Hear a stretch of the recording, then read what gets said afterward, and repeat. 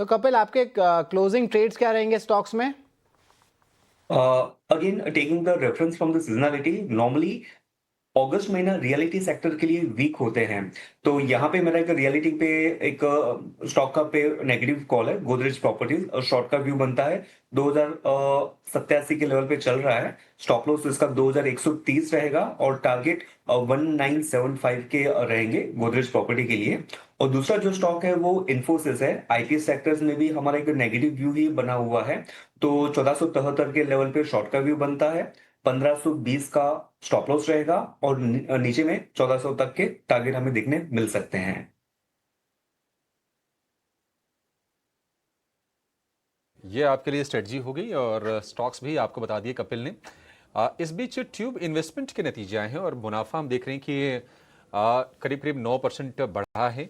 168 करोड़ रुपए का मुनाफा पोस्ट किया है ट्यूब इन्वेस्टमेंट ने। ये मुरुगप्पा ग्रुप की कंपनी है ट्यूब इन्वेस्टमेंट, और बड़ी पुरानी कंपनी है। एबिडा यानी कि कामकाजी मुनाफे की अगर हम बात करें तो 6% की बढ़त है, 247 करोड़ रुपए का फिगर आया है ट्यूब इन्वेस्टमेंट की तरफ से। और मार्जिन के मोर्चे पर भी कोई ऐसी खराब स्थिति नहीं है, स्टेबल सेट ऑफ मार्जिन है। थोड़ी सी बल्कि बढ़ोतरी हुई है 30 बेसिस पॉइंट की मार्जिन में। हालांकि शेयर हम देख रहे हैं कि थोड़ी सी गिरावट के साथ ये कारोबार करता हुआ दिखाई देगा ट्यूब इन्वेस्टमेंट का।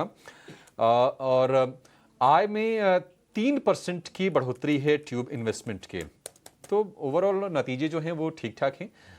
शेयर थोड़ी सी हम देख रहे हैं कि गिरावट का शिकार यहाँ पर होता हुआ दिख रहा है। हालांकि लोअर लेवल से रिकवरी की कोशिश हो रही है।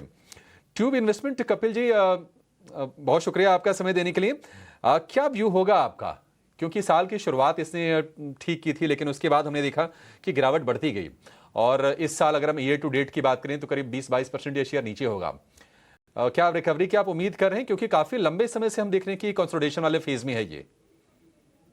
ट्यूब इन्वेस्टमेंट बेसिकली देखने जाए तो एक साइडवेज टू नेगेटिव ट्रेंड ही रहा हुआ है। और अभी भी मीन्स जब मार्केट ने जब भी काफी अच्छा आउट परफॉर्म किया था तो वहां पे इन स्टॉक का कुछ खास पार्टिसिपेशन नहीं रहा हुआ था। Stock sideways to negative trend में है और फिलहाल में ही ये जो पिछले 4-5 वीक का जो लो था वो इस वीक में ब्रीच होते हुए देखने मिल रहा है। तो ये एक नेगेटिविटी इंडिकेट करता है।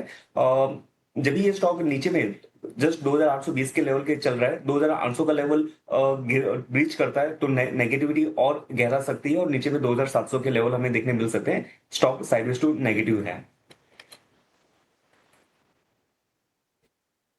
ठीक है, साइडवेज टू नेगेटिव यानी कि खास एक्शन नहीं है शेयर में, और ये साफ तौर पर आज दिख भी रहा है। आज हम देख रहे हैं कि कुछ कुछ शेयर्स हैं काफ़ी टाइम के बाद ट्रेंड में बड़ी अच्छी बाइंग आज इमर्ज हुई है। और ये जो शेयर है आज निफ्टी का टॉप गेनर है करीब 4.5% के आसपास की तेजी के साथ। शेयर जब भी चलता है ऊपर हम देखते हैं कि प्रॉफिट टेकिंग का दबाव आ जाता है 5245 के। हालांकि फिलहाल भाव हो गए हैं, लेकिन एक समय पे 8-8.5 रुपए के प्राइसेस थे, फिर गिरा वहां से 4000 के आसपास आया, क्योंकि वैल्यूएशंस काफी हाई थी ट्रेंड के। बिजनेस में कोई दिक्कत नहीं थी, जूडियो, वेस्टलाइफ जैसे अच्छे ब्रांड्स हैं इनके पास। लेकिन ट्रेंड आज की तेजी, कपिल जी, क्या आपका कन्विक्शन बढ़ा रही है? क्या सस्टेन कर पाएगी बढ़त इसकी? जी, ओवरऑल ट्रेंड स्टॉक का काफी अच्छा रहा होता है। एक डिसेंट इंटरमीडिएट करेक्शन भी स्टॉक में हमें देखने मिल चुका है। और जब ये स्टॉक अपना जो ये लेवल है 5000 का, तो पहले भी स्टॉक तकरीबन 5000 के लेवल के यहाँ पे आए थे और वहां से हमें एक बाउंस होते हुए देखने मिल रहे हैं। तो यहाँ पे एकदम तेजी एट दिस पर्टिकुलर पॉइंट तो नहीं, लेकिन हाँ एक एक्यूमुलेशन का, एक डिफेंसिव वे में स्टॉक को एक्यूमुलेट करने का मौका यहाँ पे जरूर से बनता है। एक्यूमुलेट करने का मौका बनता है ट्रेंड में। और डे हाई के आसपास थोड़े वीकनेस वाले बाजार में आपको ये शेयर दिखाई देगा। 4.5% की शानदार तेजी है। निफ्टी में गिरावट थोड़ी सी बढ़ रही है, 24,650 के नीचे इस वक्त 125 अंकों के आसपास की गिरावट है। देखते हैं कि क्या 24,600, 24,550 उसका जो सपोर्ट है, क्या वहां पर ये संभलता है या फिर गिरावट इसमें और बढ़ती है। लेकिन आज अगर हम सेक्टर्स की बात करें तो आप देखेंगे कि निफ्टी फार्मा सबसे ज़्यादा टूटा, 3% के आसपास की गिरावट, क्योंकि ट्रंप ने तमाम कंपनी से कहा है कि वो अपनी दवाओं के दाम घटाएं। और ये गिरावट का शिकार हुए तमाम शेयर। पीछे हमने देखा था कि कल भी गिरावट आई थी फार्मा इंडेक्स में, लेकिन उसके पहले 6 सत्र तक लगातार हमने फार्मा शेयरों में तेजी देखी थी। और फार्मा के साथ साथ एक और सेगमेंट जिसका कहीं ना कहीं यूएस से लिंकेज है वो है आईटी। आईटी में गिरावट है करीब 1.5% के आसपास की। मेटल, इसका भी ग्लोबल लिंकेज है। तो आईटी, मेटल, फार्मा, जो भी एक्सपोर्ट ओरिएंटेड जो सेगमेंट्स हैं वहां पर हम प्रेशर साफ तौर पर देख रहे हैं। और निफ्टी बैंक इस वक्त हम देख रहे हैं कि जो गिरावट है करीब करीब 250 अंकों के आसपास की हो गई है। इंडिया विक्स हालांकि अपने कंफर्ट रेंज के अंदर ही है, 12 के आसपास है, 2-2.25% के आसपास का उछाल है। और एफएमसीजी की जो बढ़त 1.5-2% के आसपास थी वो घट के हो गई है करीब 1% के आसपास की। तो बाजार कहीं ना कहीं हम देख रहे हैं कि बेयर्स की गिरफ्त में थोड़ा थोड़ा सा तो है, क्योंकि कहां पर हम 25,400 के आसपास थे, वहां से गिरते गिरते गिरते अब 24,600, 800, 900 पॉइंट के आसपास की गिरावट बाजार में आ गई है। कुछ और शेयरों पर जरा व्यू लेते हैं जहां पर कपिल जी का कन्विक्शन हो सकता है। ऑटो में आज हम देख रहे हैं कि माहौल थोड़ा रिलेटिवली ठीक है। टीवीएस मोटर, आयशर, ये कुछ कुछ शेयर्स हैं जहां पर हम टू व्हीलर में मजबूती देख रहे हैं। और एक और शेयर जो बाजार को थोड़ा सपोर्ट करने का काम कर रहा है वो है रिलायंस का, 0.25% के आसपास के गेंस रिलायंस में है। इन शेयरों में कपिल कहीं आपको मौके दिख रहे हैं? किसी को अगर बाइंग करनी हो तो आपके हिसाब से कौन सा शेयर टेक्निकली अच्छा लग रहा है यहां से? सबसे पहले ऑटो पैक का हम स्टॉक देखते हैं तो काफी सारे कंपार्टमेंटलाइजेशन हो जाता है यहाँ पे, लेकिन उसमें से जो एमएनएम का जो स्टॉक है वो काफी निखर के आता है। स्टॉक प्राइस में इंटरमीडिएट करेक्शन जो है 3,180 के लेवल पे है। मार्केट का ब्रॉडर रुझान नेगेटिव में है तो हमें थोड़ा सा डिफेंसिवली स्टॉक में काम करना चाहिए, लेकिन 3,180 के लेवल पे थोड़ा सा मीन्स लेट्स से 20% 30% बाय कर सकते हैं। और यहाँ पे 3065 लेवल तक इस स्टॉक को हम एक्यूमुलेट कर सकते हैं। ब्रॉडर ट्रेंड काफी पॉजिटिव में है, थोड़ा सा टाइम वाइज करेक्शन है तो ये एक हमें एक बाय की अपॉर्चुनिटी अच्छे से दे सकता है। और जो रिलायंस स्टॉक है तो रिलायंस भी काफी अच्छा ऊपर से नीचे करेक्ट हो गया था, रिजल्ट के बाद में थोड़ा सा हमें अपमूव भी देखने मिला हुआ था। फ्रिजल आउट होके आज फिर से एक मूव देखने मिल रहा है। स्टॉक प्राइस कहाँ ना कहाँ पे अपनी एक लॉन्ग टर्म की मूविंग एवरेज के पास में ही ट्रेड कर रहे हैं, तो 1370 के लेवल का एक सपोर्ट लेवल बनता है। तो शॉर्ट टर्म ट्रेड में 1370 के स्टॉप लॉस से रिलायंस में ट्रेड बनता है, और ऊपर में 1423 का लेवल है और 1450 की जो लेवल है वो उसके अपसाइड पोटेंशियल शॉर्ट टर्म में हो सकती है।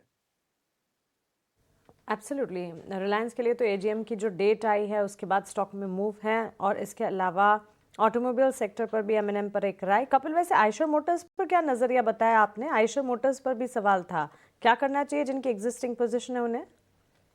जी, टू व्हीलर्स थ्री व्हीलर्स में बेसिकली आइशर मोटर और टीवीएस मोटर है जिन्होंने काफी अच्छी मोमेंटम हमें देखने मिली हुई है। और आइशर स्टॉक्स में भी आज के दिन में काफी थोड़ा सा ज्यादा ही जिगजैग मूव हमें देखने मिला हुआ है, लेकिन जो भी उसकी मूविंग एवरेज है वो काफी अपवर्ड स्लोपिंग है।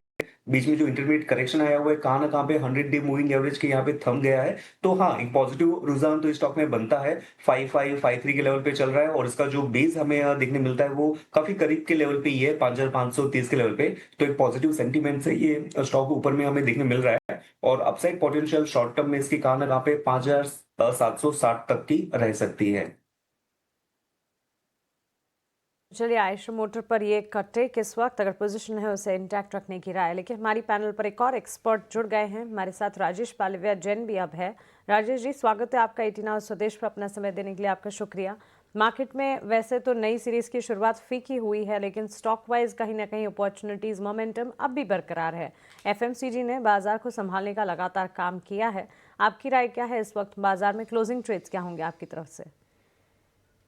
Good afternoon Mansi ji, good afternoon everyone. So market में यस एक डाउन ट्रेंड यहाँ पे देखने को मिला, और अगर हम निफ्टी का सेटअप भी देखें तो निफ्टी 50 डे मूविंग एवरेज के नीचे ही ट्रेड करते हुए देखने को मिली है।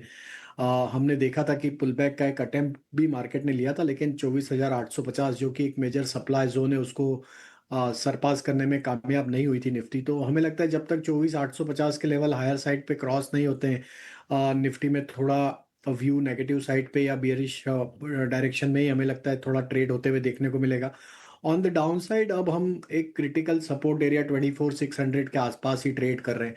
अगर ये लेवल टूटता है तो फिर यहाँ से जो नेक्स्ट जगह बनती है वो ओपन होती है 200 डे मूविंग एवरेज की तरफ, जो कि प्लेस्ड है करीब 24,380 24,400 के जोन में।